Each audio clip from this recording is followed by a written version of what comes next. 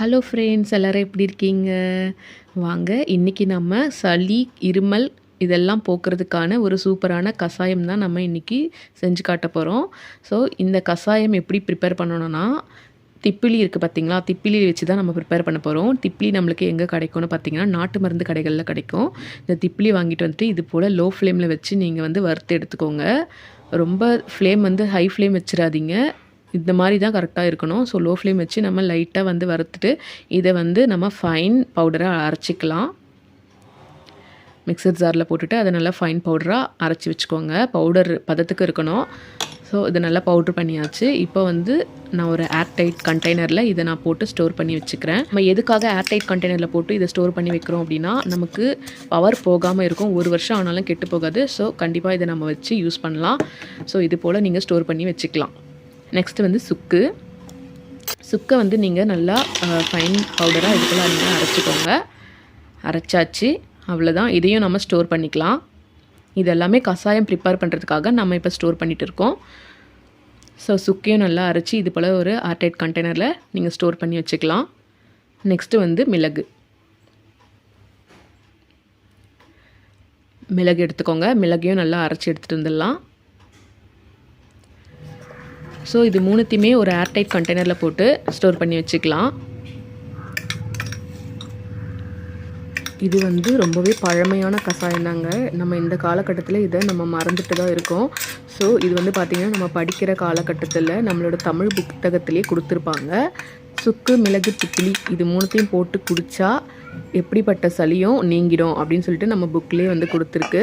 So இதை தான் நம்ம இன்றைக்கி ப்ரிப்பேர் பண்ண போகிறோம். நம்ம ஆல்ரெடி இதெல்லாம் நம்மளுக்கு தெரிஞ்சது தான். பட் வந்து இப்போ அதை நான் ஜஸ்ட்டு நினைவுபடுத்துகிறேன்.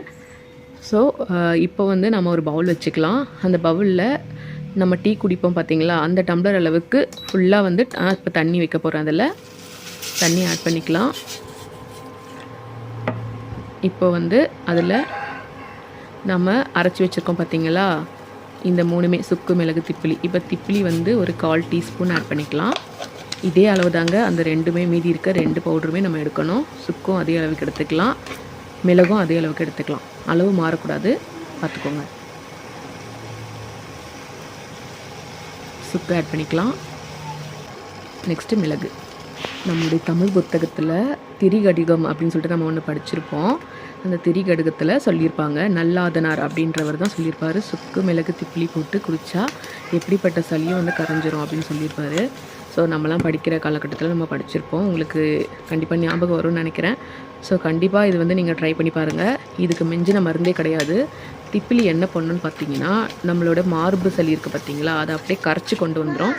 ஸோ இது ரொம்பவே வந்து உங்களுக்கு உடனே உங்களுக்கு ரிசல்ட் கிடைக்கணும் அப்படின்னா கண்டிப்பாக இதை நீங்கள் குடிங்க. எப்படிப்பட்ட சளியும், ரொம்ப நாள்பட்ட சளியாக இருந்தாலுமே இது கண்டிப்பாக முறிச்சு எடுத்துகிட்டு வந்துடும். ஆனால் முக்கியமாக ஒரு விஷயம் நோட் பண்ணிக்கோங்க, இந்த சுக்கு, மிளகு, திப்பிலி வந்து வெறும் வயிற்றில் தான் நீங்கள் குடிக்கணும். சின்ன குழந்தைக்கும் இது கொடுக்கலாம். இது என்னோடய பொண்ணுக்காக தான் நான் செஞ்சிட்ருக்கேன். ஸோ சின்ன குழந்தைங்களும் கொடுக்கலாம், நாமளும் குடிக்கலாம். இது வந்து 1/2 டம்ளராக வர அளவுக்கு நம்ம சுண்ட வைக்கணும். இப்போ 1/2 டம்ளராக ஆகிடுச்சு. ஸோ இப்போ இதை ஃபில்டர் பண்ணிக்கலாம். ஸோ இதில் வந்து பார்த்தீங்கன்னா ஒரு முக்கியமான விஷயம் நான் சொல்கிறேன்னு சொல்லியிருந்தேன். அது என்னென்னு பார்த்தீங்கன்னா, இந்த சுக்கு, மிளகு, திப்பிலி வெறும் வயிற்றில் தான் குடிக்கணும். அது மட்டும் இல்லாமல் நான்வெஜ் வந்து அன்றைக்கி ஃபுல்லாக நீங்கள் சாப்பிடக்கூடாது.